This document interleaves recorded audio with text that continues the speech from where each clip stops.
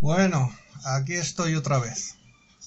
Anoche vi la película de Wakanda Forever.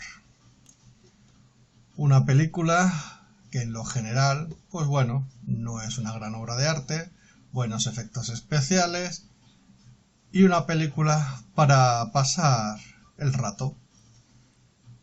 Tiene sus tortas, sus peleas imposibles, en fin, lo que son las películas de simple entretenimiento. Pero en esta película, igual que está pasando en muchas series actualmente, que ya no solo quieren implantar esta filosofía woke para lavar los cerebros a la gente, sino que ahora parece que están volviendo a intentar volver a reeditar lo que sería la leyenda negra de España, intentando convencer a la gente de que el Imperio Español era especialmente malvado, que los españoles íbamos masacrando a aquellos pueblos con los que nos encontrábamos, a los que conquistábamos, siendo esto falso. Que no se me malinterprete, esto no quiere decir que fuéramos unas hermanitas de la caridad. Lo que pasa es que comparando lo que nosotros hicimos con lo que era costumbre en aquella época, si cualquiera se molesta en buscar la historia de las colonias, que nosotros no teníamos colonias, nosotros cuando conquistábamos un territorio lo uníamos al país.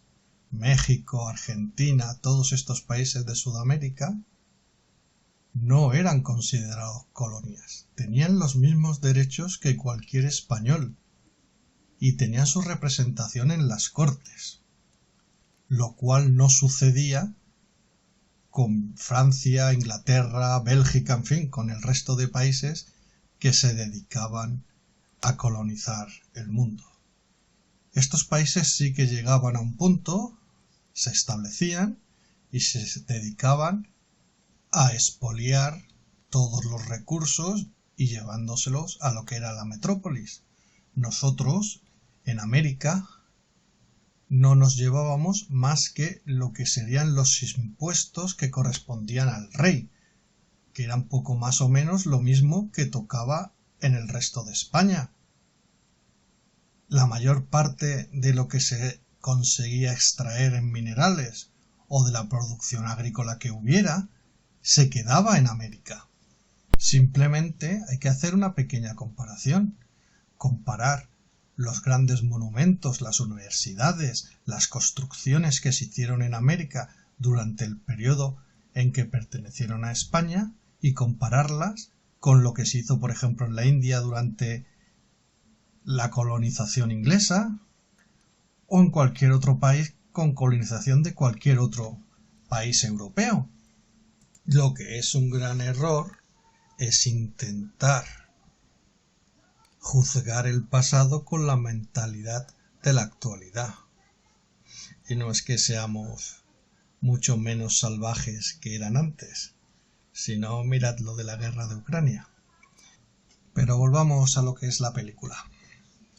Hay una escena donde Namor le cuenta a la princesa pues lo que según él había pasado con los conquistadores españoles, que habían llegado propagando la viruela.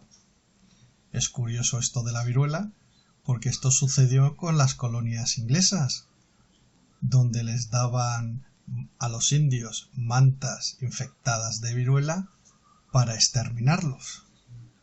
No fue eso lo que sucedió con los indígenas con los que se encontraron los españoles. Se contagiaban de enfermedades que traían los españoles de forma accidental, porque en aquellos tiempos no había los conocimientos de hoy en día y los indígenas no se habían encontrado con esas enfermedades y por lo tanto no tenían las defensas que más tarde sí que tuvieron contra estas enfermedades que eran desconocidas. es de suponer que alguna enfermedad que no hubiera en Europa y sí hubiera en América, pues contagiaría igual a los españoles que fueron a América.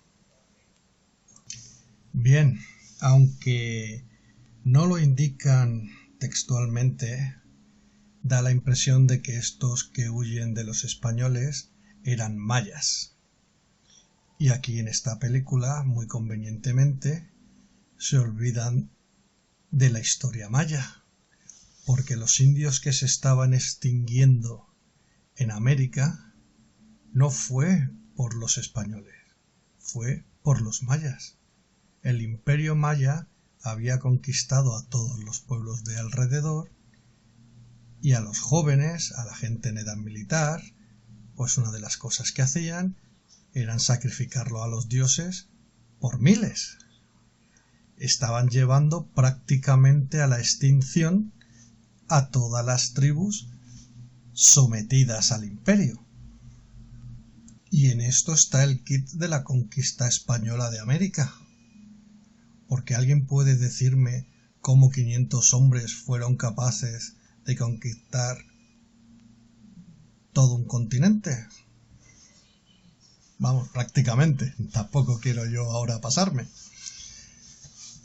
Pues muy sencillo. Yo he discutido con personas sobre estos temas y algunos me decían, es que los españoles llevaron caballos que eran desconocidos allí y entonces, pues claro, tenían una gran ventaja militar.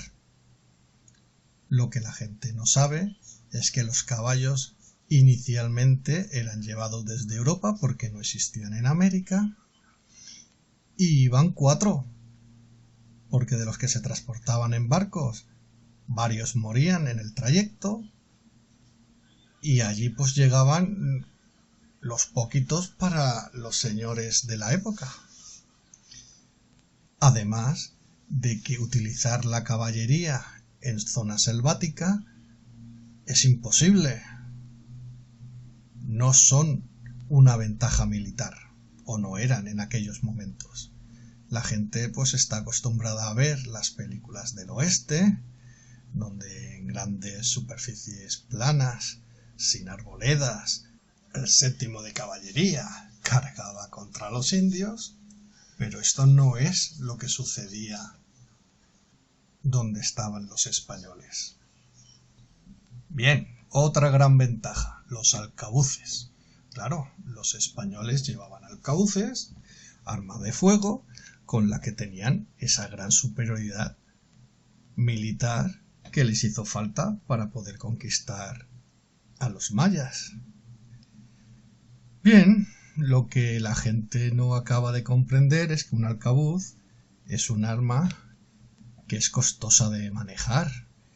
Puede servir para parar una carga inicial, desbandando a los primeros que atacan.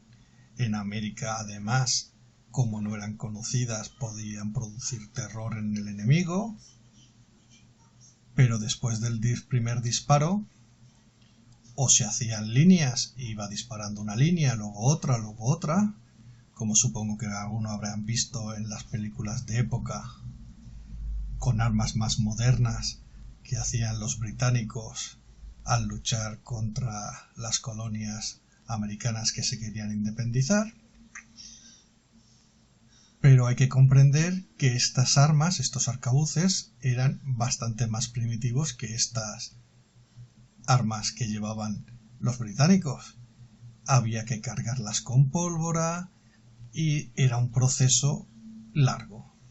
Además de que en estos territorios, con la gran humedad que había, muchas veces la pólvora fallaba por estar húmeda. Así que, si dejamos de lado los caballos, los arcabuces, ¿cómo consiguieron los españoles conquistar el imperio maya? Un imperio bien establecido y dominante, y con muchísimos más soldados que los españoles pudieran tener. Pues muy simple, las tribus que estaban sometidas a los mayas se unieron a los españoles, aceptaron la autoridad de los españoles, se unieron a España como ciudadanos para enfrentarse a los mayas.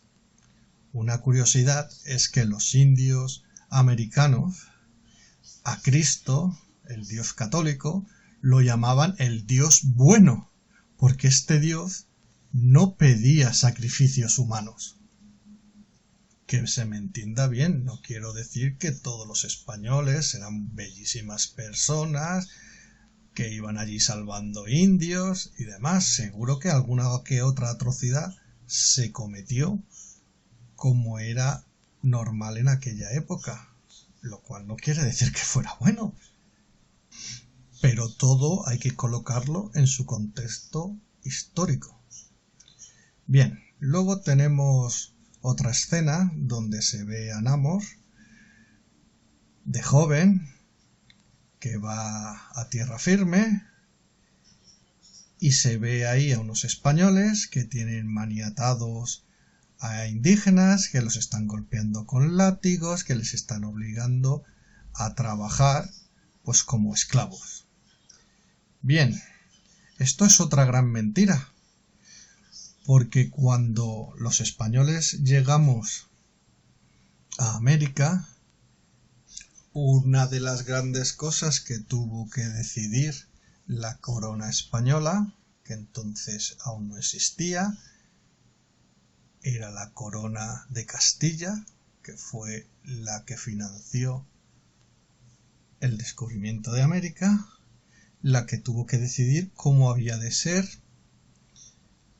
la interacción con estos nuevos españoles, con estas personas, si eran personas de pleno derecho, si no lo eran y demás. Así que la reina de Castilla ordenó, está escrito, se puede encontrar, que los indígenas eran ciudadanos españoles, eran sus súbditos y por lo tanto habían de ser tratados con el respeto, póngase esto en la época que era, que se merecían. Y por lo tanto se estableció lo que podría considerarse la primera normativa laboral del mundo. Ahí se indicaba que los indígenas solo podían trabajar durante ciertos periodos, no recuerdo ahora exactamente cuántos, y en esos periodos de trabajo solo podían trabajar un cierto número de horas, con descansos para comer, con días libres a la semana, creo recordar que era el domingo, para que pudieran ir a misa si lo querían, pagándoles un sueldo, en fin, prohibiendo lo que sería la esclavitud para los indígenas. Tiempo después se prohibió la esclavitud totalmente en Castilla, muchísimo antes de que se empezaran a exportar esclavos negros de forma masiva a América. Por ese motivo, en los países que aparecieron cuando se hundió el Imperio Español, no hay gran cantidad de negros, como por ejemplo los hay en Brasil, donde sí que hubo esclavitud. Una cosa de la que tampoco se habla y parece que no es muy conocida es que en las colonias esclavistas inglesas, cuando un esclavo conseguía escapar y pasar a territorio español, este era inmediatamente considerado un hombre libre y no era perseguido ni devuelto por los españoles. Bueno, en esta película esto es lo que yo he visto contra lo que fuera el Imperio Español. Luego hay otra serie que también veo de vez en cuando, que se llama La búsqueda más allá de la historia, que hacen 3/4 de lo mismo.